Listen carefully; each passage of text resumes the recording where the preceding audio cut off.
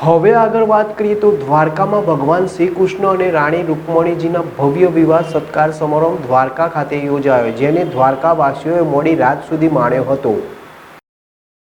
માધવપુર ગીરના મેળામાં 5મા દિવસે ભગવાન શ્રી કૃષ્ણ અને રૂકમણીજી વિવાહને સત્કારવા માટે ગુજરાત પવિત્ર યાત્રાધામ વિકાસ બોર્ડ અને જિલ્લા વહીવટીતંત્ર દેવભૂમિ દ્વારકાના સંયુક્ત ઉપક્રમે સર્કિટ હાઉસ પાછળના મેદાન ખાતે ભવ્ય સત્કાર સમારોહ યોજાયો હતો। આ સત્કાર સમારોહમાં ભારતની સાંસ્કૃતિક એકતા દર્શાવતા ઉત્તર પૂર્વીય અને ગુજરાતના 250 જેટલા કલાકારો દ્વારા ભગવાન શ્રી કૃષ્ણ અને દેવી રૂકમણીના જીવન પર આધારિત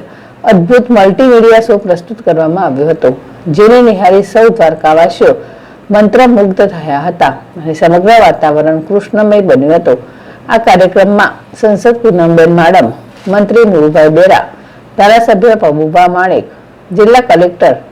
પ્રાંત અધિકારી તથા જિલ્લા ભાજપ પાલિકા સદસ્યો અને બહોળી સંખ્યામાં ગ્રામવાસીઓ તેમજ જિલ્લા વહીવટીતંત્રના તમામ અધિકારીઓ ઉપસ્થિત રહ્યા હતા।